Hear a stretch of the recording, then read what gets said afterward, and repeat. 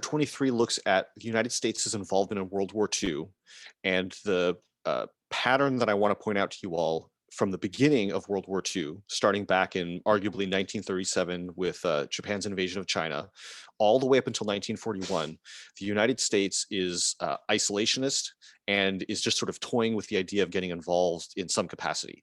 And it's not until close to 1941, and we'll see that actually even before Pearl Harbor, the United States is getting more and more and more involved. But there's this transition between two competing impulses in the United States. Are we an isolationist country, or are we an interventionist country that is going to cooperate with other nations? One example of this isolationism comes in the form of the America First Committee. This is an organization that was explicitly isolationist and argued that the United States should not get involved in World War II. This cartoon shows both the literal possibility of the Statue of Liberty getting attacked, and you'll note that it says war's first casualty, the implication being that if the United States enters World War II, the Statue of Liberty will be destroyed. And even if it's not literally destroyed, symbolically and metaphorically, America's freedoms, right, represented by the Statue of Liberty, will be destroyed. And the America First Committee does a significant effort to keep the United States out of World War II, not just preventing them from declaring war, but also preventing them from doing any of the steps that they gradually, slowly, begrudgingly take in order to support any side, or in particular, the Allies in the earlier days of the war. This idea of America First never fully went away, but has come back into prominence over the last 4 years. This is a clip from Donald Trump's inaugural address back in January of 2017, and he makes direct appeals to this idea of America First. We assembled here today are issuing a new decree to be heard in every city, in every foreign capital, and in every hall of power. From this day forward, a new vision will govern our land. From this day forward, it's going to be only America first. America first. So certainly there's some pretty significant differences between the 2010s and the 1930s, but one of the clearest contrasts that I want to draw is the difference between the idea of America cooperating with other countries, whether that's in the form of the League of Nations, which of course the United States rejected long before the America First Committee, or being involved like in the form of the United Nations, which the United States joins and founds at the end of World War II. Or in the modern day, the Trump administration both backed out of the Paris Climate Accords and also withdrew from the Iran nuclear deal with the motivation that international cooperation is harmful to the United States interests, because if we're cooperating with other countries, we're not looking out for our own interests. And that principle, that motivating ideology, is consistent with both the modern day interpretation of America First and the 1930s interpretation as well. We're going to see a large number of Dr. Seuss cartoons, and this is just the start of them. But you see a mother presented over here with America First on her sweater. She's reading a book with a Nazi swastika on the binding, and the book is titled Adolf the Wolf. And as she reads the book to the kids, she says, "And the wolf chewed up the children and spit out their bones, but those were foreign children, and it really didn't matter." And so you'll notice the date on this, October 1st, 1941. This is just about 2 months before Pearl Harbor. At this point, the extent of German war crimes during World War II was not fully revealed. That doesn't happen until after the war is over. But it's clear that by this point, Germany had already invaded half a dozen countries, and it was publicly reported that there was suffering, and perhaps not the full extent of war crimes, but certainly children dying as a result. And so Dr. Seuss is here criticizing America First, saying that the problem with America First is that children, regardless of whether they're foreign or not, their suffering should be worthy of action and attention. But to America First, the foreign part is the part that matters, right? And so this attitude was widespread, in part because of sort of disenchantment from World War I. It didn't turn out the way the United States wanted. We didn't really gain anything from it. And as a consequence, isolationism is the prevailing attitude, especially in the early days of World War II. Add to that public speakers like Smedley Butler, who was a Marine Corps veteran and an advocate for isolationism, specifically motivated by his experiences serving in the Marine Corps during imperialism. Right, so the idea that the United States military was enabling for-profit companies and big businesses to increase their profit margins was a thing that he felt was inconsistent with American values and is not the reason why he signed up for the military. And so, based upon that negative experience in not only the wars of imperialism, but also World War I, arguably, uh, a large number of Americans began to believe, similarly to Smedley Butler, that American self-interest was reasonable because our intervention was not good for us, but it also wasn't even good for the places that we were supposedly helping. That shift is manifested in part with FDR's good neighbor policy. This was his attempt to have a more hands-off approach towards Latin America. You'll remember that both with Roosevelt's corollary to the Monroe Doctrine, as well as with Taft's dollar diplomacy, in the early 1900s, the United States attempted to have a very kind of hands-on role in influencing countries in the Western Hemisphere.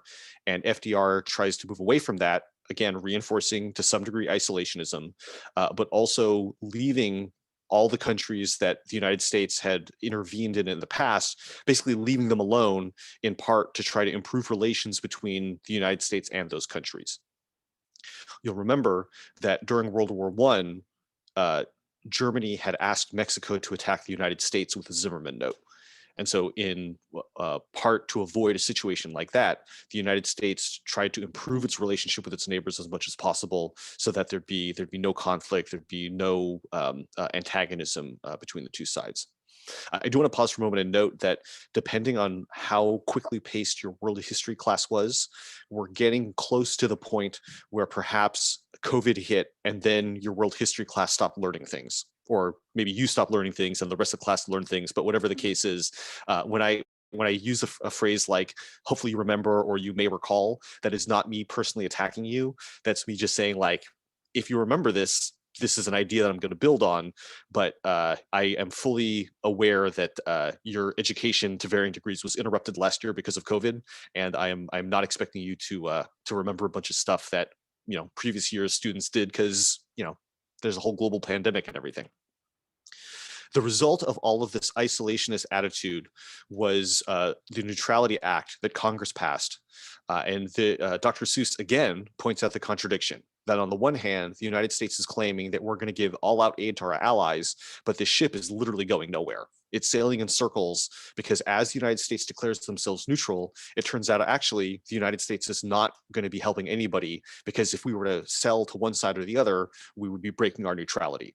So the United States insists on its neutrality so that we don't get dragged into World War II as we felt we were dragged into World War I, but with the consequence that without US intervention, the early phase of the war goes much better for the Axis than it does for the Allies. From 1937 to arguably 1940, maybe or even into 1941, the Axis seems to be an unstoppable force of expansion. And that is in part challenged by the United States shifting their policy from neutrality to instead cash and carry. Again, we have Dr. Seuss, and in this cartoon, the box on the guy's head is labeled U.S. aid to Britain. But you'll notice that his ship is a little pedal boat operated deal, and the guy who's supposedly helping protect him has a toy cork gun. So the implication from Dr. Seuss is that America's cash and carry policy is inadequate. It is not going to be enough to actually help save the Allies. The principle behind cash and carry was that England in particular, but other countries potentially as well, would have to pay 100% upfront for all of the goods that we sold them. And they would have to be responsible for transporting it themselves. Our motivation was that based upon our prior experience in World War I, we didn't want to end up with some huge debt that they had to pay us back. We'd much rather have the cash up front. And equally importantly, we don't want our ships and our sailors to be endangered. We want England to be responsible for transport. So this is a very small step, but it's still a departure from the previous, we will not help anyone because we want to stay neutral, to we will help, but just the tiniest bit, you've got to do most of the heavy lifting yourself. Now, the problem is that by 1939 or thereabouts, the war is going exceptionally poorly for the Allies.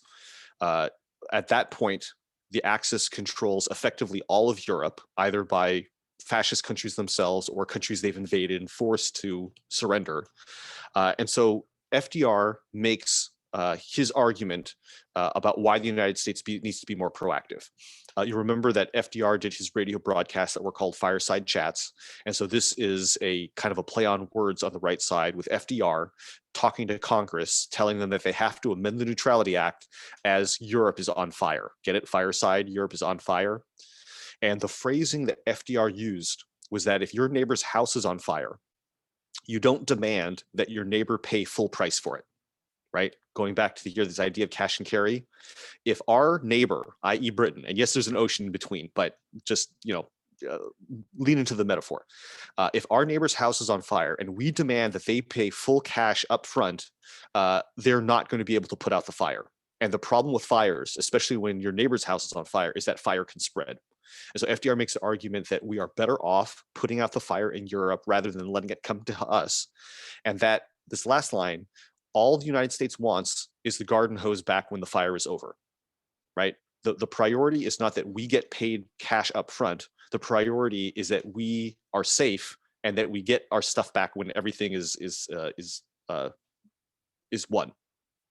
As a result of FDR's advocacy, as well as the desperation that was clear from the Axis advance, Congress switches from cash and carry to instead a program called Lend-Lease, which applies not only to England, but also applies to the Soviet Union. You'll notice that over here on the lower left, but also applies to other allied countries. You'll notice allies with an S at the end of it, right? Not just a ally, but our allies.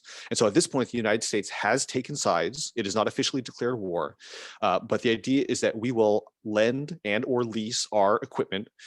They will pay us back when they can, and some of the debts are not paid back until the 1990s. Or if some of the equipment survives, we can get that back.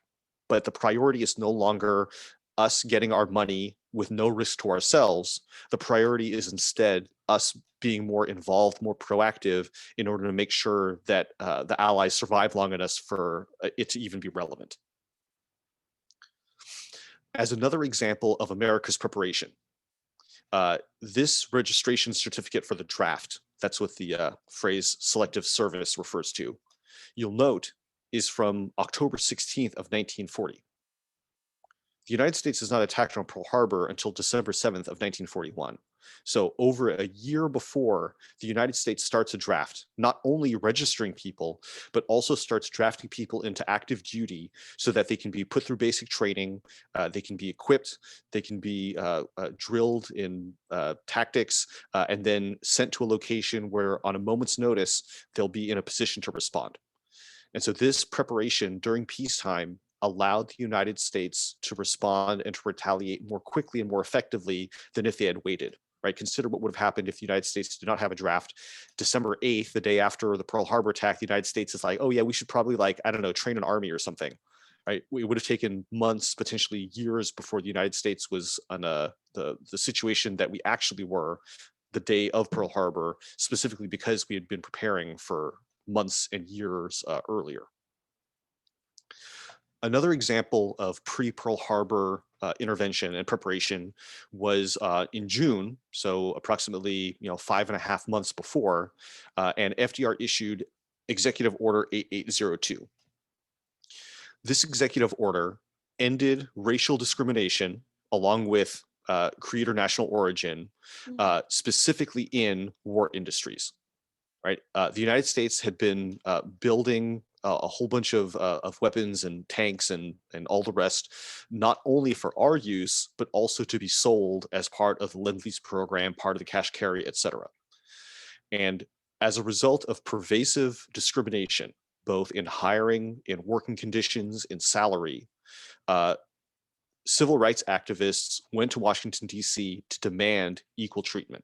And in response, FDR issued this executive order, which did eliminate racial and religious discrimination in the war industries, did not do anything about other forms of discrimination in other areas, but is a significant sign in the direction of racial and religious equality in the United States.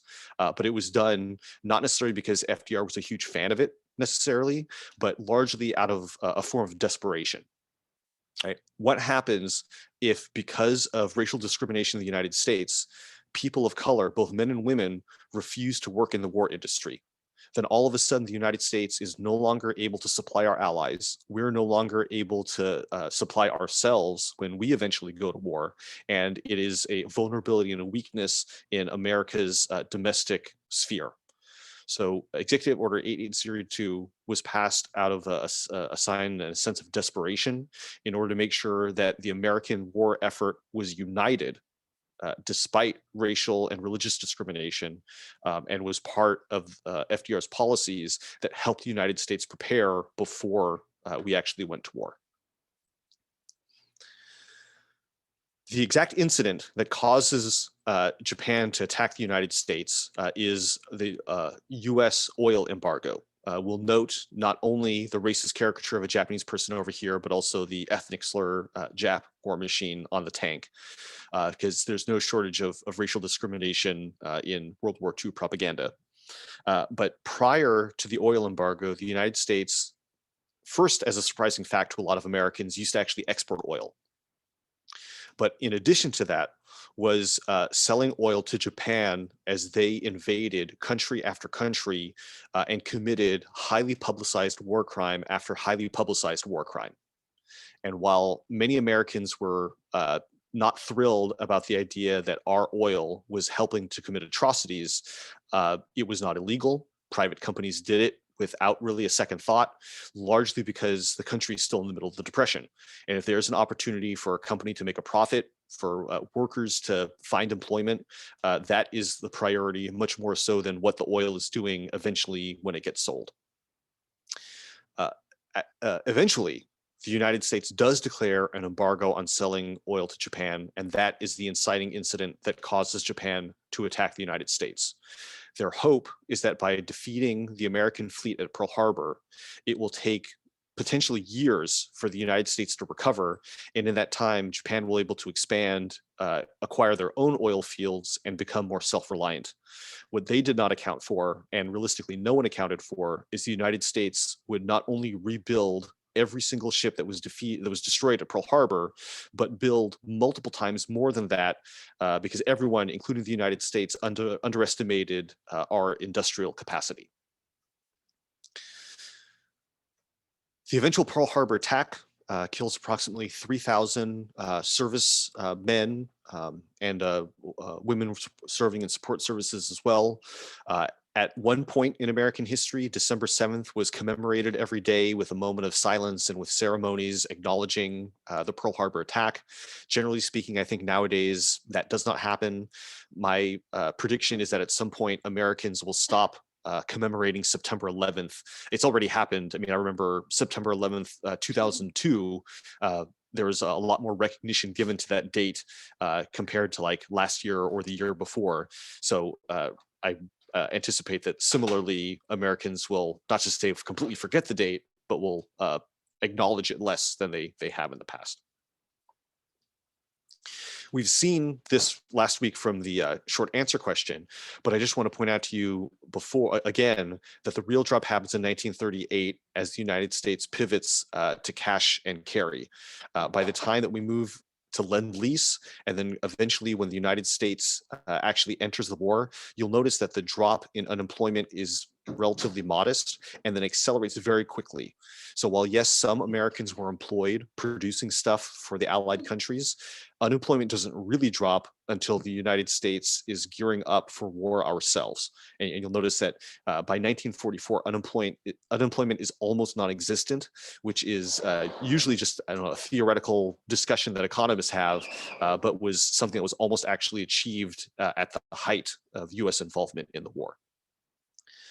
So the idea that the New Deal right? From 33 to 37, end of the Great Depression is inaccurate.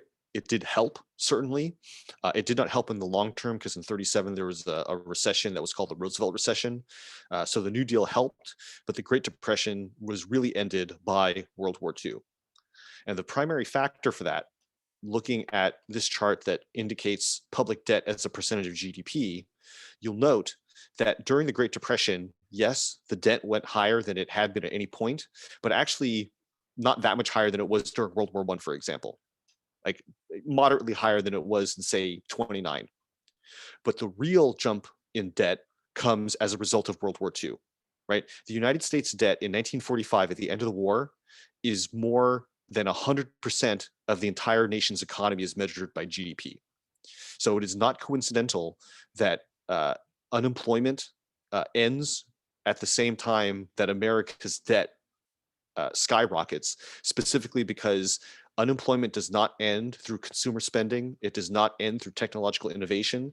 It ends as a result of the government hiring a bunch of people, not only to work in the as soldiers, which is part of it, and not only to work in war industries, which is part of it, but the only time in American history that the government had a national program of childcare was during World War II. Right? There's a large number of women who go to work in the war industries, and those women have children who need to be looked after. Their fathers are off serving in the military, and so the government directly hires people to provide childcare. So it's not only soldiers and not only people who are supporting the soldiers, but the government is hiring people to help the people who are helping the soldiers. And so this is this expansive hiring employment program that the government has during World War II that ends the Great Depression, but it's all coming in the form of debt that the United States sort of contends with. You'll notice that even during peace times, during the Cold War, the debt is still at a relatively high point during the 1970s, which we'll get to in, I don't know, maybe a month or so. As part of America's effort to provide labor, we not only employ everyone in the United States, we also not only allow in, but actively recruit agricultural workers from Mexico and elsewhere in Latin America. This photo is from what was called the Bracero program, in which the US government specifically recruited agricultural workers from other countries to come into the United States in order to fill the job openings that had been created as a result of soldiers serving in the war. Note, and this is just a little bit of foreshadowing, that when the war is over, the United States does not want these folks here anymore and is more than happy to remove them, even though they theoretically should be allowed to stay.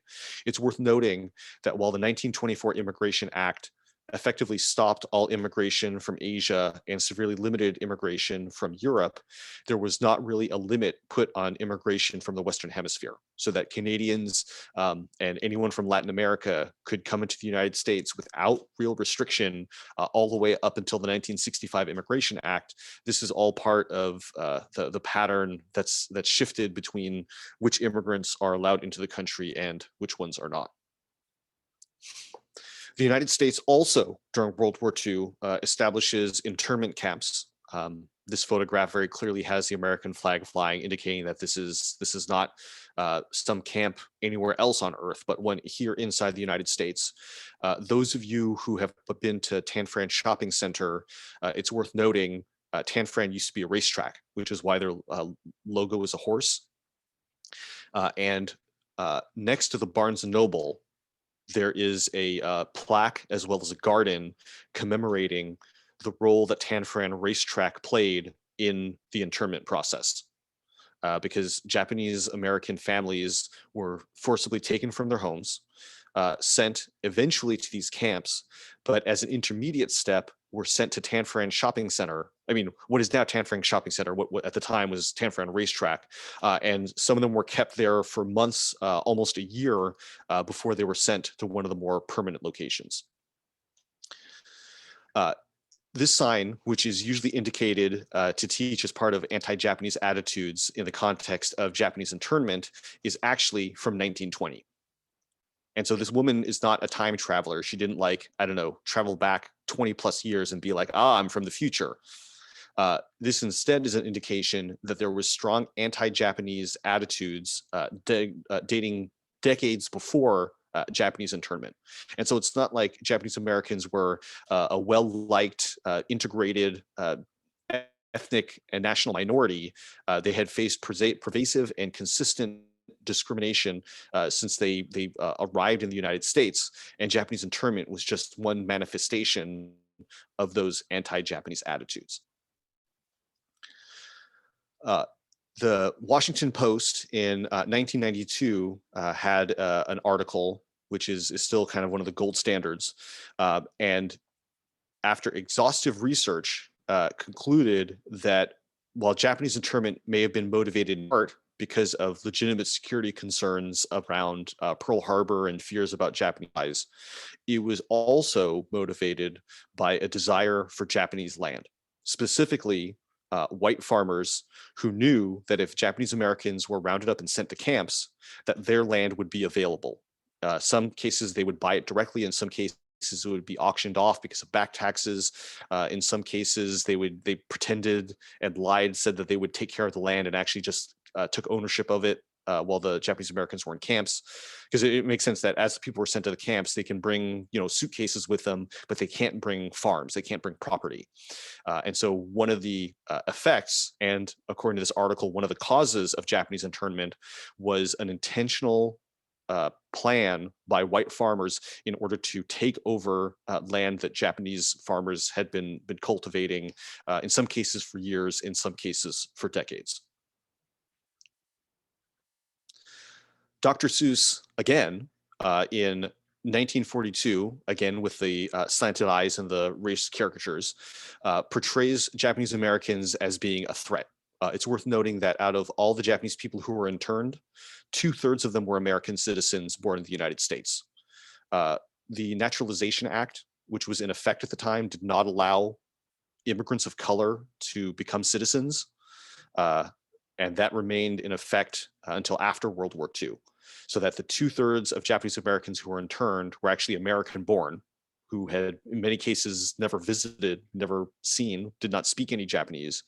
But that didn't prevent Dr. Seuss and others from implying that Japanese people were untrustworthy. Right over here, we see an endless line of Japanese people along the West Coast, all coming over here, getting explosives, ready to go blow up maybe a naval base. They're heading south towards San Diego, which has a big naval base. Maybe they're going to blow up a factory. Maybe they're going to threaten, something or someone. And in actuality, in the American mainland, there are literally 0 cases of Japanese spies or saboteurs. There's one isolated case in Hawaii, although curiously, people of Japanese ancestry in Hawaii were not interred. Go figure that out.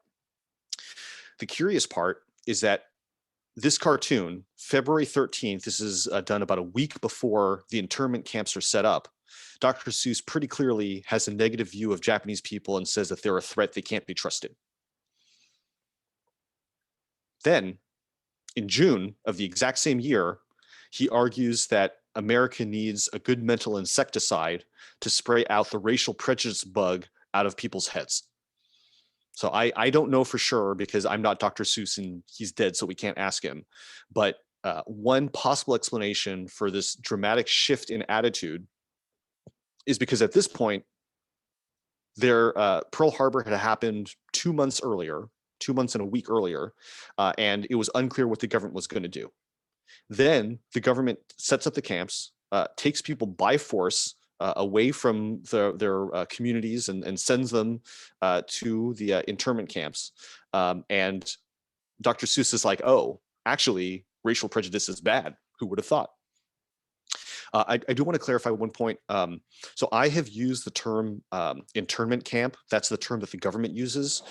There's a number of Japanese American organizations that are active now, including there's one in San Francisco, the National Japanese American Historical Society, which uses the term concentration camp instead. And to be clear, Americans, when they hear the word concentration camp, they think of Germany and the Holocaust and are like, that's an exaggeration and wrong, and that's not what that actually was. But in the case of World War II in Germany, The concentration camps were one part. The death camps were the ones where that were intentionally designed for mass executions. A concentration camp, that model existed in dozens of countries throughout history, is simply you take a people and you concentrate them all in one location. There's no implication of genocide or murder at a concentration camp, which is part of the reason why the organizations prefer that term, because it is more universally applied. For example, the Spanish during the Cuban War for Independence had concentration camps there, and it's not until after the Holocaust that people associate concentration camps with genocide. But again, concentration camps are a different thing than death camps are. Fred Korematsu is probably the most famous person whose case eventually reached the Supreme Court, although there's a handful of other Japanese Americans who refused to participate in their forced removal. But the case of Fred Korematsu is, I would argue, the most well-known out of all of them. And his argument was that Japanese Americans should not be assumed to be dangerous. They should not be targeted simply because of their ethnic or national origin, and that it was un-American and unconstitutional for them to be treated this way. At the time, the Supreme Court finds that Fred Korematsu is wrong, and the government in the time of war can absolutely round people up without evidence because of their ethnic or national origin. And that case remained the law of the land all the way up until 3 years ago, because Donald Trump's administration had the Muslim ban, which said that immigrants from Muslim majority countries, there's a specific handful of them, would not be allowed into the United States. And when the Supreme Court in Trump versus Hawaii, because Hawaii was a state that challenged the excuse me, the Muslim ban, the Supreme Court said that the Muslim ban is totally legit, but Chief Justice John Roberts said that Korematsu was gravely wrong the day it was decided and has been overruled in the court of history, and to be clear, has no place in law under the Constitution. So strangely, the Korematsu decision said that the government could discriminate based on ethnic and national origin, all the way up until our lifetimes. And the only time when the Supreme Court said, no, actually, Korematsu was wrong, is when the Supreme Court says, oh, actually, the government can discriminate based upon religious identity. And the interesting thing is that the ban on migration, regardless of the individual's religion, prevented people from coming from those countries. So it's in this even more complicated mix of religious discrimination and discrimination based on national origin. But it wasn't until just 3 years ago that the Korematsu decision was eventually overturned. The war eventually ends with the United States dropping atomic bombs on the cities both of Hiroshima and Nagasaki. The US chooses those two cities in part because other cities, like for example Tokyo, have already been firebombed beyond recognition. There are very few buildings left to destroy. The specific choice that the United States made in dropping the atomic bombs, it's worth noting the United States is the only country that has them. And it was such a closely guarded secret that President Truman, who takes over after FDR's death, Truman was not notified about the project until after he became president. Up until this point, the United States had been doing regular bombing runs on Japan. The European countries are defeated first. Italy surrenders, then after that, Germany surrenders, and Japan is the lone holdout. The Japanese government hoped that if they could make their defeat costly enough, eventually the Allied countries would give up and allow Japan to, for example, keep some of the land they had acquired, to keep the emperor as the unrestricted leader of Japan, and the United States insisted on unconditional surrender. Rather than risk hundreds of planes during the standard bombing operations, the use of the atomic bomb allowed for a single bomber with some number of escort planes to destroy a city with a single bombing run. And that mathematical change, with far less risk to American pilots and to American equipment, but with an equal, if not greater amount of destruction on the point of the targets, convinces Japan to surrender. And it's worth noting, again, that the United States is the only country that has nuclear weapons for a brief window. until the Soviet Union develops them, and that's what leads into the Cold War, which we'll get to later. But at this point, the United States is largely recognized as not only the victor of World War II, but even if you compare all of the countries that won, the United States is largely untouched, right? All of the other major allied countries, England, France, China, and Russia, all of them faced serious fighting on their land, and in most cases had been fighting for years before the United States even got involved. And as a result, the United States plays a large role in shaping what the world is going to be like after World War II, as evidenced by this location, which some of you may recognize. This is in San Francisco. This is City Hall, and right next to it is UN Plaza. And this photograph is from 1945 at the end of the war, when the treaty was signed that officially forms the United Nations. Right? The UN is headquartered in New York, but it was signed and created here in San Francisco. And in both cases, that's a recognition that the United States is a country that is going to lead the way and shape what the world is going to be like after World War II, and is a recognition on some level of the mistakes the United States made in rejecting the League of Nations. The United States not only joins the United Nations, but forms a permanent 5-member group of the Security Council. There's a total of 15 members. 5 of them are elected, and then the next year, 5 more are elected in 2-year alternating terms. But these 5 countries are the ones that are permanent, and also the 5 countries that have the power to veto, so that any proposal, any plan that comes before the United Nations Security Council, if any one of these 5 countries opposes it, it doesn't happen. And you'll note that these 5 countries are the same 5 victorious countries from World War II. That is not coincidental. It is a recognition that, in contrast to World War I, the United States had to be more involved and more proactive, and that there should be some sort of recognition that, like, yes, these are the countries that won. These are the countries that defeated the Axis. They're the ones who are going to decide what the world is going to be like, and to make sure that none of them has too much influence, all of them are going to have the power to keep the other ones in check. And we'll see, especially during the Cold War, conflicts between the United States and the Soviet Union, or in the modern day Russia.